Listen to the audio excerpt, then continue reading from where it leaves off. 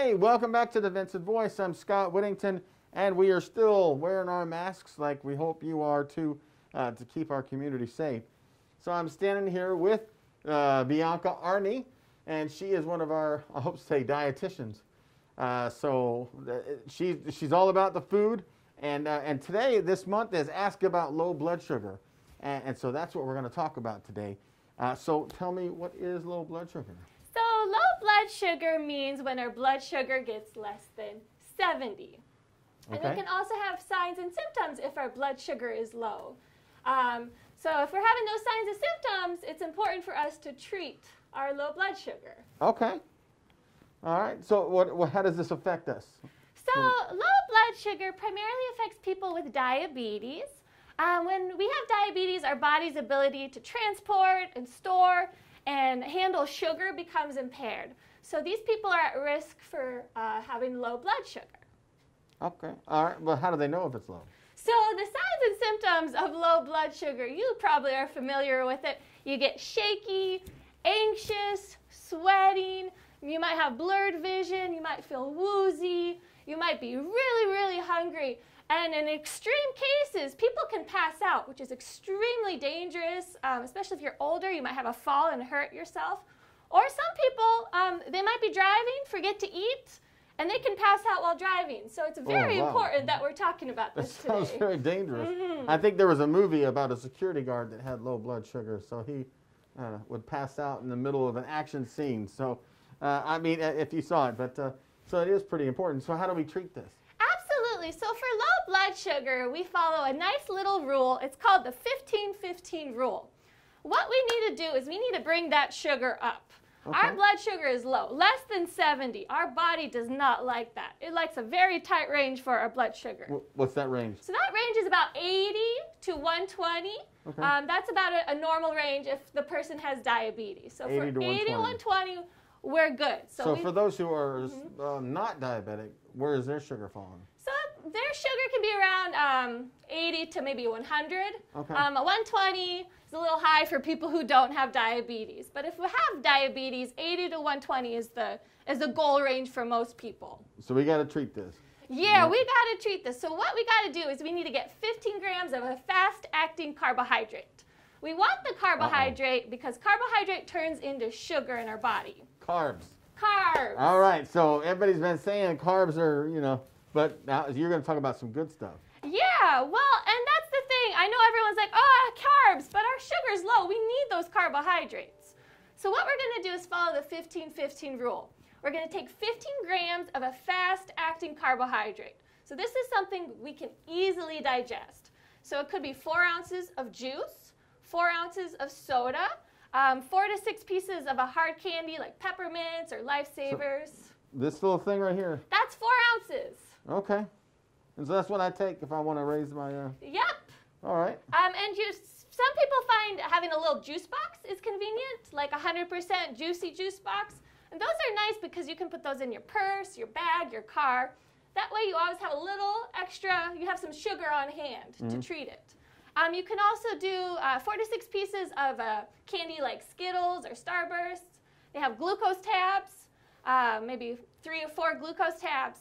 And then the 15-15 rule comes in after we take that 15 grams of that fast-acting carbohydrate. We want to wait 15 minutes, and then we're going to recheck our blood sugar. And this is where we stick our finger. This is when we stick our finger. Okay. I know it hurts.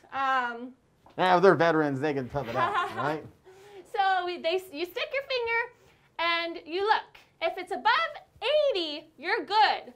But if it's still less than 70, or you're still feeling dizzy, anxious, shaky, double vision, you got to keep taking that 15 grams of that fast-acting carbohydrate. So maybe you do another bit of juice, wait 15 minutes, check your sugar, and if it's above 80, you're good.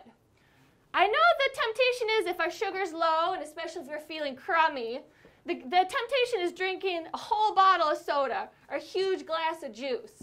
The reason we don't want to do that, those are fast-acting carbohydrates. So they are going to bring our sugar from down here to way up here. So that's not good either. So we're going to go low and then high. And sometimes when our body goes high, we'll go low again. So we'll go low, high, and low. So if we do, it's called the crash, right? So yeah, so it'll go, yeah, you'll go low, you'll have a big high, and then you'll crash right back down. Okay. So if we do 15-15 rule, we take it slow, we take it easy, just a nice, steady way of bringing our sugar right back up. Now, is it important to maintain once you get it up there? How often should you be, and what should you be ingesting?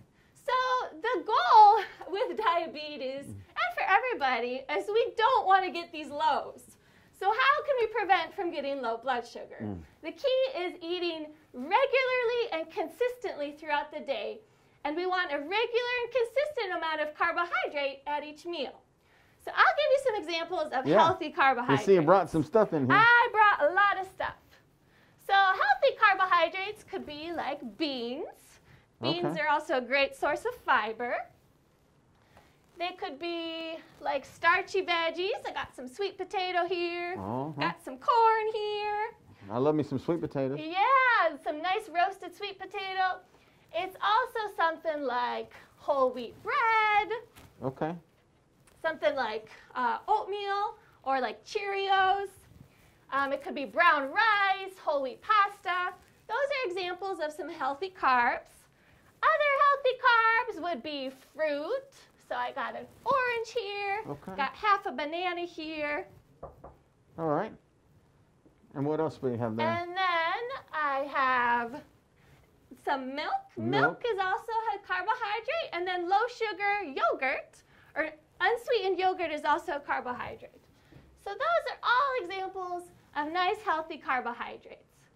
So for our good health, it's good to have a carbohydrate, a healthy carbohydrate, and a food with protein and fat at each meal. So I can give you an example meal plan of what that looks like. Okay. So, I'm not good at that, as you can see. So I'm going to show a little example meal plan that has a healthy carbohydrate and a healthy protein and fat at each meal. So here I have a bowl of oatmeal. This is a healthy carbohydrate. And then I'm going to add a healthy fat to it. So I'm going to add some slivered almonds on top. And then for protein on the side, I'm going to have an egg. Oh, no egg on the cereal, because that would ruin it. Okay, good. So here we have, I have a carbohydrate, a fat, and a protein. It's good to add protein and fat to meals because if I'm just eating this carbohydrate by itself, just like with the low blood sugar, it can spike my blood sugar up. So if I want my sugar to be nice and steady during the day, if I add a protein and fat into the mix, it slows down the digestion of this food. So that means the carbohydrate. So no spike. It's a gradual. Yep, the carbohydrate from this food, that sugar is going to be more slowly released into my bloodstream, which is what we want. So this could be an example breakfast. All right. Well, hey, Bianca, I think we went over some good stuff. I wanted to say thank you for joining us. I know you got the orange. What else do we do with an orange? Well, definitely. So an orange can be a great evening snack. If you're going low in the morning, then an evening snack might be the thing for you. So an example evening snack could be an orange, a handful of nuts. Okay. You could do half a banana, peanut butter, toast and peanut butter, half a turkey sandwich, tuna cracker, tuna salad and whole wheat crackers, fruit and cheese. So those are all great examples of a day snack during the day and an evening snack to help keep our sugar stable. And that's what we want, is to keep our blood sugar low. So, hey, Bianca, I want to keep our blood sugar stable. Stable, not low. You're right. So, hey, Bianca, thank you again for joining us. And we're going to be right back with more Vinson Voice.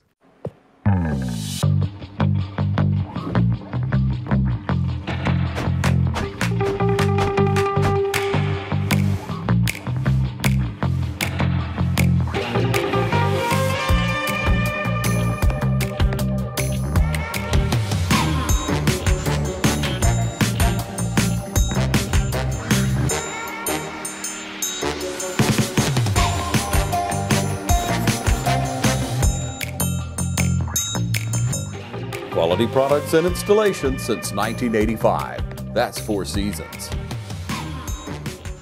Hey, welcome back to the Vinson Voice. I am standing here with Chaplain Constance Arthur. And Chaplain Arthur, you do something special here other than just chaplain, you have a group. And right now you're meeting, because of the COVID, you're meeting on the Vance line, which is basically a big call-in line. Can you tell me a little bit about it? Sure. Basically, I have 9 groups. It's the Chaplain Services Mental Health Outpatient Clinic. And this clinic serves veterans with PTSD and alcohol and drug abuse issues. And so we have about 10 groups a week. And one of our groups is on PTSD and moral injury.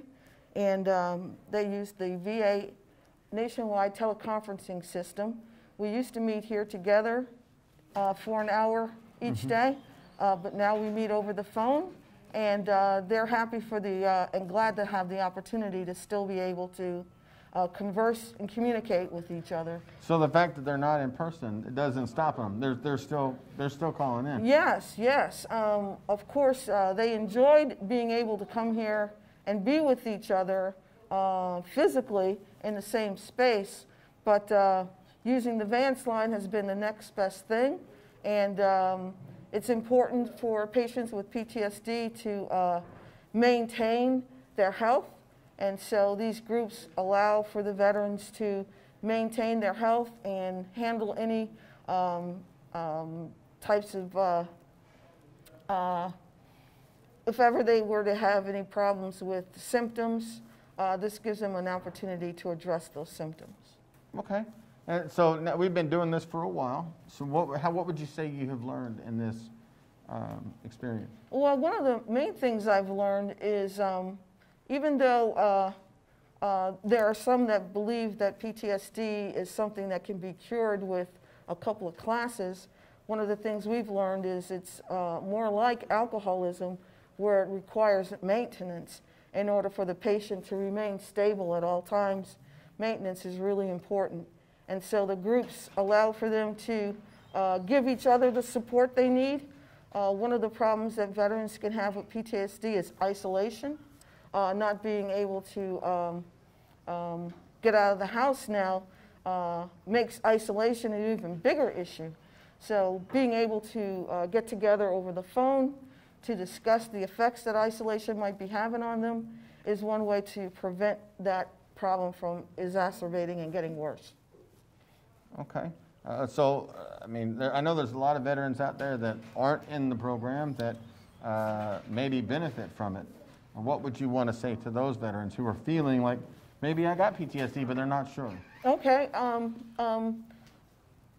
If a person is having difficulty with family, and this is one time when people are in the house together for long periods of time, if they're having issues with family, this is a great opportunity for them to become involved in the VA and the services that we provide, because I'm not the only one with outpatients that are on the Vance line. All of our providers are doing that are in mental health. So this is an opportunity for them to utilize this service that the VA provides to help them with any symptoms that they might have from that illness. So there's probably a large number of people, if we got multiple people, multiple Vance lines going. And you also mentioned there's more groups than just PTSD. Yes. What other kind of groups are you talking to? I have a group for moral injury. I have a PTSD and aftercare group for veterans from Vietnam era. And we also have a group on self-forgiveness and a group on grief and loss. And that's an example of some of the groups that we provide. Okay. Can you kind of give me a sense of what happens on these calls? I mean, because I don't know if veterans open up, or is it easy for them to share? These guys now have known each other for at least 2 years, because we were doing on-site face-to-face groups last year and the year before. So they are familiar with each other. We do have new veterans that are coming in. We have 2 PTSD groups for outpatients now. The original one is the veterans that came in the last 2 years, and then we have a new one that started not too long ago for new veterans that are starting with the moral injury program. But I would say give us a shot. Give us an opportunity to help you, and we'd be more than happy to. What would I'm not real familiar with what moral injury is. Do you want to define that for us? Moral injury, another way that's termed, another terminology that's used is a spiritual wound. A spiritual wound or moral injury would be any time a soldier has to carry out his duty or her duty, and they experience a violation of their own values. This can happen while you're in the service, or it can happen when you're not in the service. But anytime there's a violation of your values, you can experience a moral injury or a spiritual wound. It's a wound of the spirit, where the connection between you and God or you and your fellow man is broken. That's a moral injury. Okay. Now you mentioned these groups are they're tight, so can a new person come into a group, or is a new person form a new group?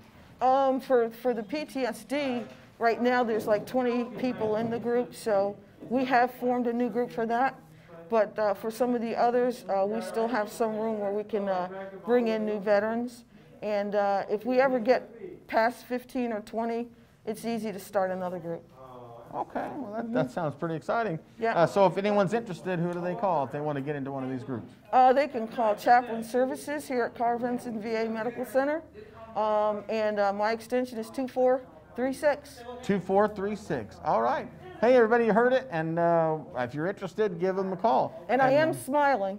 Yeah, but choose VA. I see the mask. It's nice. Mine is just blank. But hey, thank you for joining us for Vinson Voice. We're going to be right back with Charity Naeem. Hi, I'm Don Carsman. How do we know it's summer? Because the deals are hot here at Dublin Chevrolet. If you're beach-bound or ready to relax in the mountains, your first stop should be Dublin Chevrolet. Dublin Chevrolet saves you $5,000 on the Trax LS. Pocket $10,000 in savings on the Silverado LD 4x4. And Dublin Chevrolet saves you up to $4,000 off this Blazer LT. Call, click, or come see us. Dublin Chevrolet, the only dealer you'll ever need. Hey, welcome back to the Vinson Voice. I am Scott Whittington, sitting here with Charity Naeem. Now, Charity Naeem is our Intimate Partner Violence Assistance Program Coordinator. That's it. And so this is a pretty serious issue. I know the statistic is 1 in 4 women experience IPV, and 1 in 10 men experience IPV, and that's just reported. Correct. And so there could be even, well, there has to be more if that's just reported. Right. And so tell me a little bit about IPV and your role. So as the program coordinator, I coordinate with what we call champions who are trained to do screenings for intimate partner violence. The issue we are having now with the pandemic is that the people receiving violence or giving violence are stuck at home a lot more than they used to be. So they're being isolated further from their supports, from their coping mechanisms. They are also, because the VA is doing a lot of telehealth, calling into their home, they may not be able to let their provider know what's going on because the aggressor may be sitting right there. Correct. So, or they may have access to My Healthy Vet, and so, you know, if there's any documentation of that, the aggressor could look in the veteran's record and see that. So it's a very fine line. And a lot of our referrals come from the primary care physician or providers screening for that. So you also mentioned the coping mechanism. Can you tell what kind of coping mechanisms do you mean? Well, it depends on the person. We have the domestic violence hotline, and that will 1-800-799-SAFE. Correct. That's 7233. Correct. That may be a way if they're really in a violent situation. But again, they may have children in the home, they may have their aggressor in the home, and the aggressor may be unemployed, because their work is shut down. So they're stuck there 24/7. And so it's there's the financial stress. There's financial stress, right. So a way to cope, call my number, 478-272-1210, extension 3936. 3936. Right, Okay. and I can review the options So that will when be they're available. stuck in there, when we were talking about coping mechanisms, they're stuck in the house. Some people cope by, I guess, like shopping or running or going to the gym. And those are not options Right. in some places. Or going to the movies. That's going- Well, that's all right. the movies are closed down right now. So nationwide, it's a very serious issue across the nation for IPV. So what have you, you've been doing this for a little bit now, so what have you kind of, how has it changed you? What has it made you more aware of? Well, it's incredible, the survival instinct for the veterans who are experiencing IPV. And their resiliency is remarkable. So just recognizing that and honoring that is important for the veteran. One of the things I really like to push to the veterans that are watching, and even non-veterans that happen to be watching, is why do you feel it's important for them to get involved, to take that step? Because somebody may be afraid. And so Right. what would you tell that person if they're afraid about even calling IPV? How would you reach them? What would you want to say to them? Well, if you're experiencing intimate partner violence, there are a lot of resources available. There are apps that they can download on their phone. There are ways to cope to try and get through this. And whether we have not only physical abuse, emotional abuse, coercion, sexual abuse, even stalking is considered intimate partner violence. So when you speak with me, I am there for you. Let me help you. Help me help you, essentially. So we'll go, whether or not you want out of the situation or if you want to stay, there's a safety plan we can put in place so that you have options and you're not stuck in an abusive situation with no way to get out. And I think that's one of the biggest fears is people, they're stuck there. They don't think there's another choice. Right. You mentioned stalking too, and I always like to clarify that because a lot of people think it's some guy in a shadowy alley following you home and stuff. With today's technology, there's internet stalking too. Right. And so if this is happening, this is one of those things you can call. Right. Then there's all kinds of resources. I have the pamphlet here. You can probably see it. That goes through a lot of these things, and then there's resources that are listed. Take me through this little pamphlet here in case they don't have it, or where can they find it? So your provider has the pamphlet. I can send it to you if you call me, but the most important thing is just reaching out and getting help. And of course that's the first step. And so because there is help out there. Even with the pandemic, even with the social isolation, there is help. Yep. I also wanted to mention, other than the phone number, which is 1-800-799-SAFE, there's also a website here that says www.thehotline.org, ORG. So we also have www.futureswithoutviolence.org. And then, of course, women's health care here at the facility. So please reach out if this is something that is happening to you. It's a very serious situation. And like we said, with COVID-19 happening, it is increased the numbers because of the isolation, because it's now more, together. There may be, there's multiple variables involved. So I'm happy that you joined us. I noticed you're wearing purple too. Yes. Which is the color of intimate partner violence. Right. So. And they have the symbol reshaped the conversation. They Yes. have changed the domestic violence symbol to interconnecting circles because we're all in this together. We're all in this together, and that's a true thing. So we are here for you, and that's the theme I want to get across is the VA is here for you. So if you're experiencing intimate partner violence, don't hesitate to call us. Find a way to connect with us. Charity IM is here. Your extension again?